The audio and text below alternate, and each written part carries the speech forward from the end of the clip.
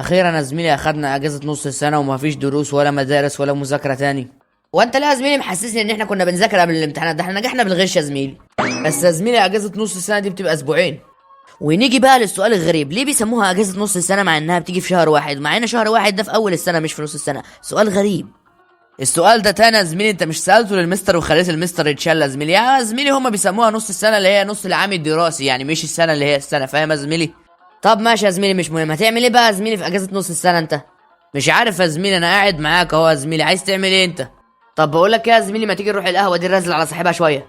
طب ماشي يا زميلي. اتفرج يا زميلي انا هعمل ايه، بس استنى هنادي بتاع القهوه الاول. طب ماشي يا زميلي يلا ناديه.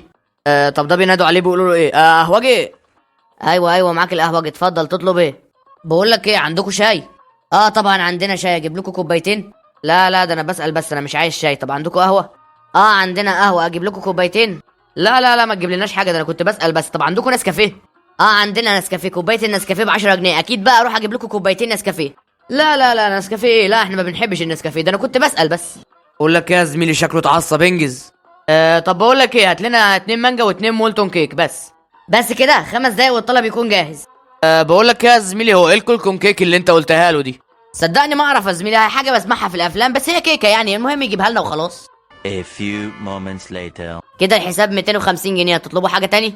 الحوار كله بقى يا زميلي هنا، هو قال لك 250 جنيه، نعمل احنا بقى يا زميلي؟ اجري يا زميلي على طول اجري.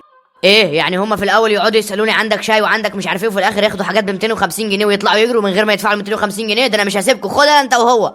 خلاص يا زميلي احنا كده هربنا، مش هيعرف يجيبنا هو هنا. هربتوا من مين يالا؟ ايه لا بابا، ما هربناش من حاجه. اخيرا قفشتكوا. بقول لك ايه يا عم، انت عيالك اجوا اخدوا حاجات ب 250 جنيه من القهوه وما دفعوش حاجه وطلعوا يجروا. يا نهار اسود يا زميلي، اتقفشنا.